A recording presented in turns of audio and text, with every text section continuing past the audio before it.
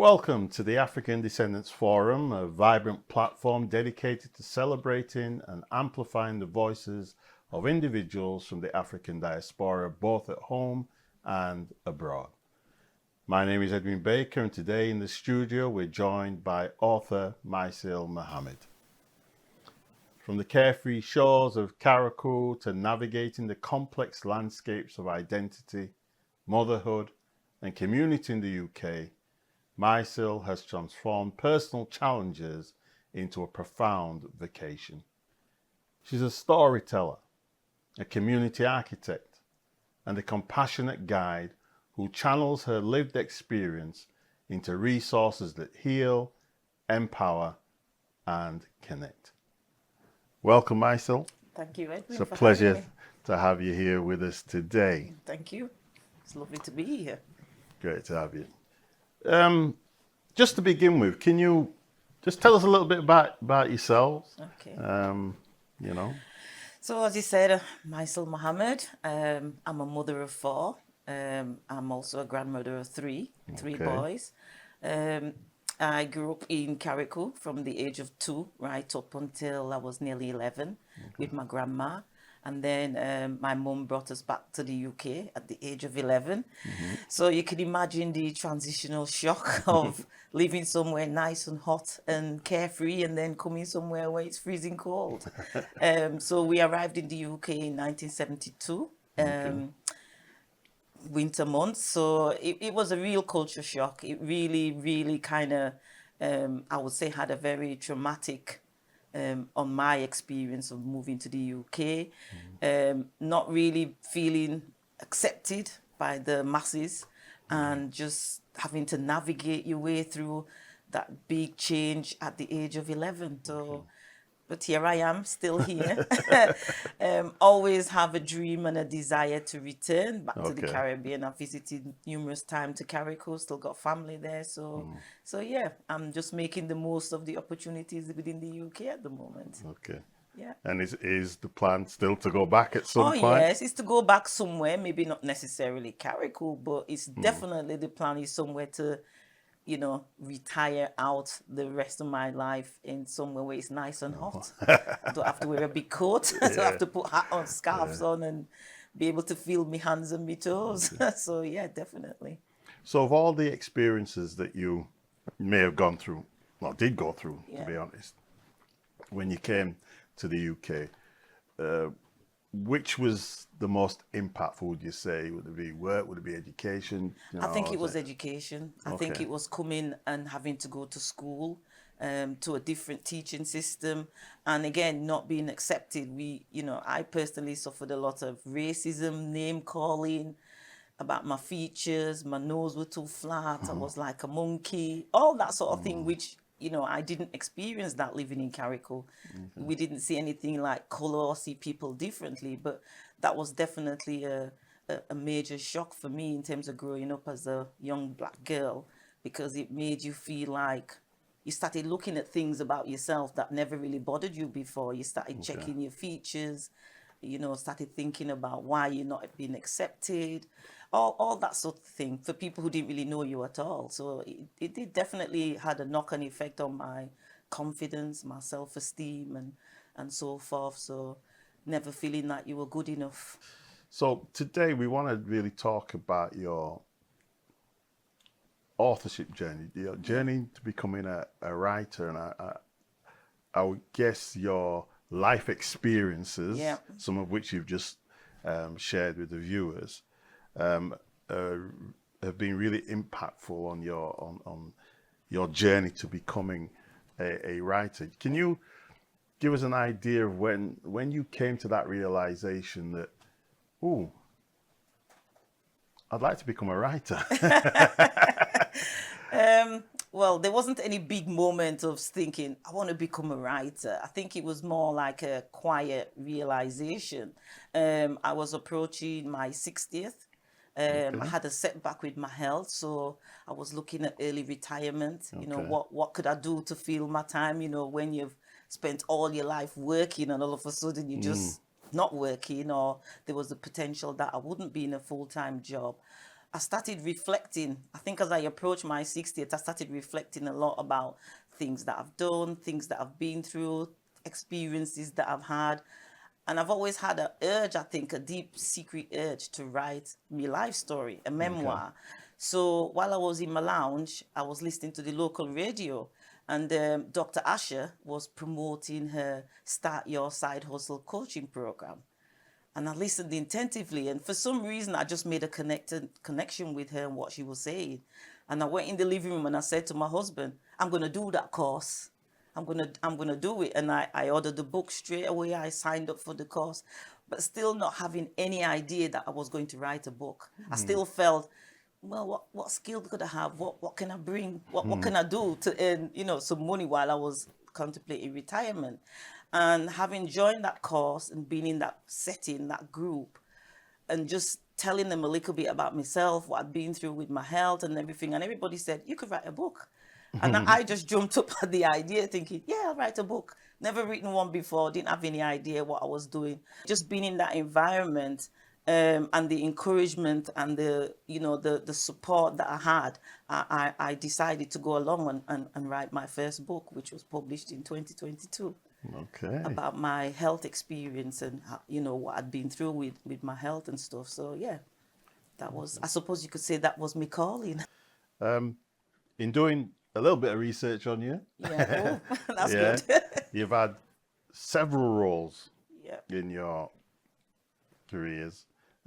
Cleaner, machinist, medical secretary, health educator, development worker, drug triage worker, just to mention a few.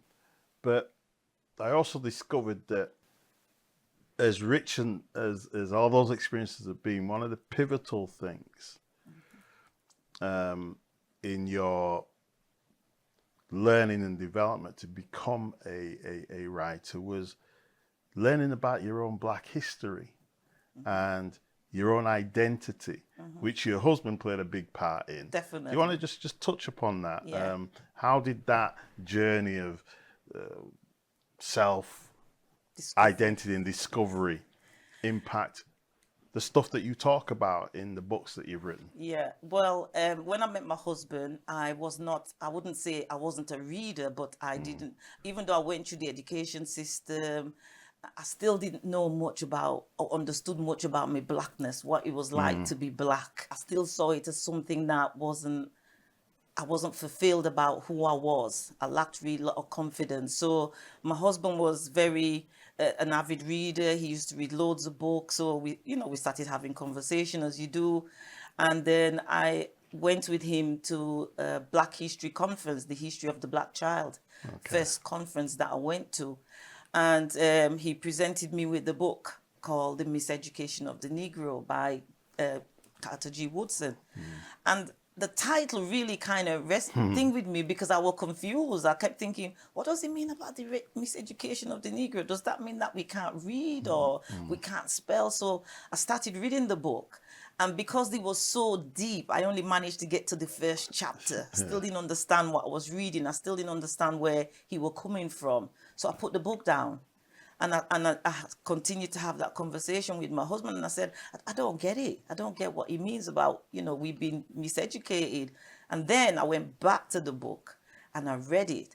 And it really kind of made me look at myself and say, I shouldn't just allow a system to judge me or define who I was or what value that I bring to society. So it really made me think, and I really understood what he meant when he said the miseducation of the Negro. It really resonated with me that we have to be the authors and storytellers of our own story. Amen. We shouldn't let somebody else tell our story or define who we are. But I really, really started to think, there's nothing wrong with me. I'm Black. Yes, I've got a different shaped nose, but I am a human being. I've got skills, I've got talent. So I really started to embrace that, what he put in the book. My husband bought me a book by Miss Elena Vazant.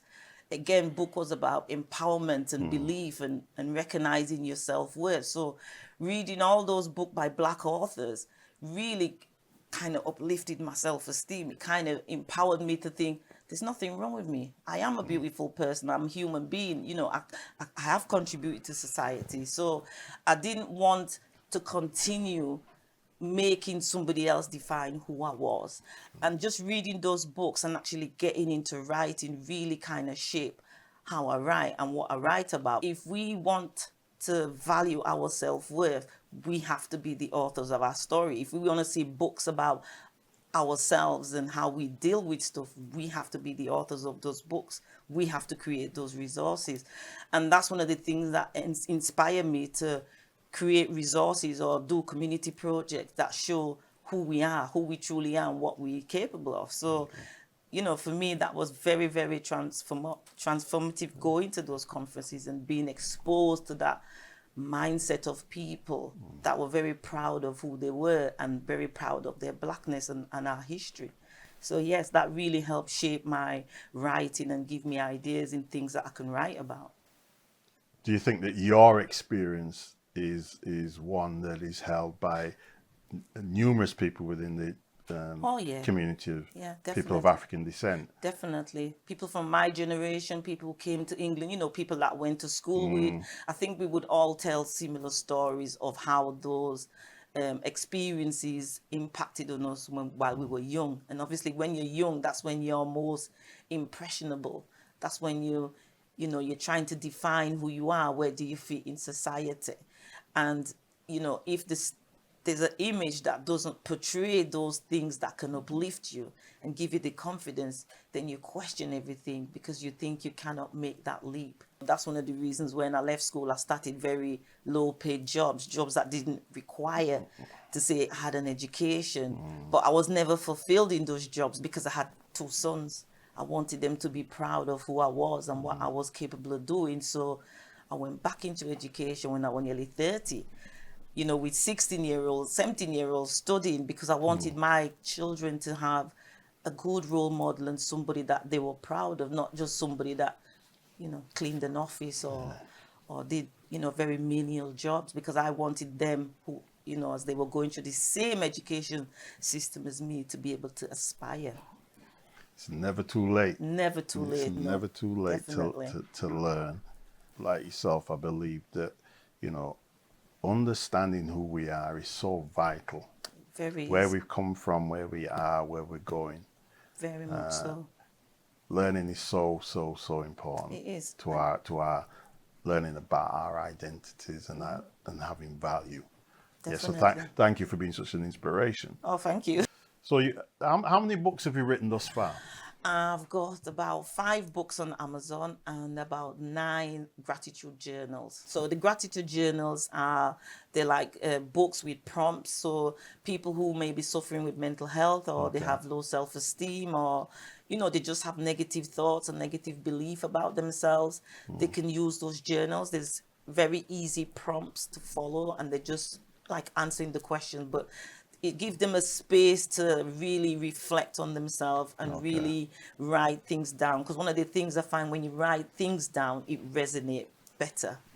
You know, you tend to believe it because you're kind of repeating it. So the gratitude journals are just to help people who don't have a space, or they have a lot of emotion, a lot of things that they've experienced, but there's no way for them to express that. So writing is a good way of expressing your emotions and feelings. And, you know, that's one of the things that I like about writing, is that it gives you that spark to be creative. And that's where you really see what you're capable of doing, you know, in terms of putting things down on paper. And obviously seeing the book published, it's like, wow, you know, you've got that evidence. When I got my first book, I was away, and I just kept laughing to myself because I kept thinking, gosh, I've actually done it. I've got a tangible resource with my name on it. So it was a good feeling. You recently released another book called Having Conversations with Children About the Impact of Domestic Abuse. Now, that is a profoundly difficult subject. Yeah. But you managed to cover it with compassion, but also some practicality. Yeah. What is it that made you decide to focus specifically on domestic abuse, and especially that element of the need for conversations with children? I think there's always a need to have conversation when you've got children. I think it's really important that, we talk to our children about finances, about education, about job. But one of the things I think we don't do very well in our community is talk about things that can challenge them along the way as they grow up in society, whether it's illness, domestic abuse, or anything like that that can be challenging for them. We don't seem to do that very well. So for me, in my working career, I've worked with families from various social backgrounds, different communities, whether it was supporting them around drugs and alcohol. There was also domestic abuse. So the children within those settings would be silent witnesses. It's like they didn't have a voice. Yeah. There were no way for them to express how they felt or be considered. One of the things that I used to hear a lot when we was growing up was children should be seen and not heard. Yeah. And that is so untrue, because children do have a good sense of what's going on in the home when things isn't right. They do know. And even if we don't, we go around silently and we think we're trying to protect them, we're not doing them any favors because they already know. Or things like domestic abuse, I've been there. Okay. I've been there where, it's something you're ashamed of, but you shouldn't be ashamed because it's not your fault. And sometimes the children think it's something that they've done or they've behaved in a way that's causing that situation in the home. And it's just having those conversations with them to say it's not your fault, and just getting them to express how they feel, because they do have a voice, they have a view. And I think we need to give them that space to do that. But also when things are not right in the home, it's about having the right tools that you can have those conversations. They are difficult conversations because you feel scared, you fear of thinking, well, what do I say? You want to say the right thing, but there's no perfect way to do it. The children want to be listened to. They want to be heard. They want to feel compassion. They want honesty. And I think once you do that, you give the children a path to their own healing, because then they can start to understand what's happened is not their fault. You give them a space, non-judgmental space where they can open up and you can have those conversations. And by doing that, I think all they want from us as adults is just for us to listen and for them to be heard. I tend to choose topics where it's not a love story or it's not something, because I think it's important. That's one of the reasons for me writing that book and working with families, working with children, having those conversations, and also relaying to the adults their emotions and feeling what the children have expressed. They might be children, but they do have, they need to be able to, they're little human beings. And if you don't nurture them in the right way, then they'll grow up with other problems. So when you were doing your research on the book and putting the book together, what was the most surprising insight that you gained about what children, and possibly the adults as well, need in discussing a heavy subject like domestic abuse? What was the most surprising insight that you discovered? I think for me, children want to be seen. They want to be heard. They want to be listened to. And I think for adults is that, for me, the message that I put across in the book, that there's no perfect answer. You don't have to have all the answers. Just be honest and say, you don't have all the answers, but you're there to listen. You're there to support. You're there to, give the children a voice so they can be heard, but also giving the child a space for them to express how they feel and feel respected, and making sure that the child feels valued and they feel listened to. So that's the important thing for me when I'm creating resources like that. You mentioned earlier in that conversation that you'd experienced some significant health issues.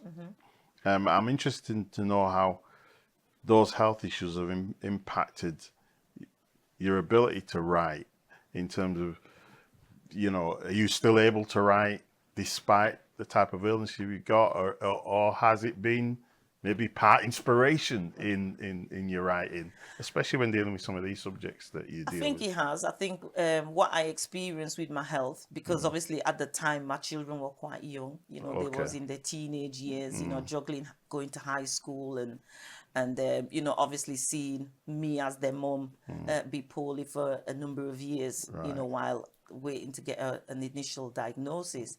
So some of the experience that I've written the book about, you know, as adults, we feel like we need to protect our children. And I was guilty of that. I thought by not telling my younger children what was going on with me was I was protecting them because I didn't Right. want them to feel anxious. I didn't want them to feel Yeah. I wasn't going to be around. But when I got through all the treatment and everything and just talking to them about, you know, being open and honest to say, this is what's going on. You know, I've been diagnosed with cancer. You know, it's manageable, it's treatable. My daughter really opened up and said, you know, how she felt that I didn't explain it to them, that me and their dad was kind of being very kind of secretive, but they were overhearing the conversation. Yeah. So it made me really sit back and think, well, gosh, I thought I was doing the right thing, but really and truly what I was creating was more anxiety, more fear, more uncertainty. So it really kind of sparked me to think, well, yes, but there wasn't any resource available to support me to have those conversations, you know, so I can sit with them and they can be coloring a book and then I could be asking them how do they feel about what I've said and reflect on that. So by me creating that resources, I realized that, you know, as adults and as parents, we do have a role when things are going wrong in the home or things are being challenged in the home, not necessarily domestic abuse, but it could be anything. It could be illness, it could be, you know, sickness or anything.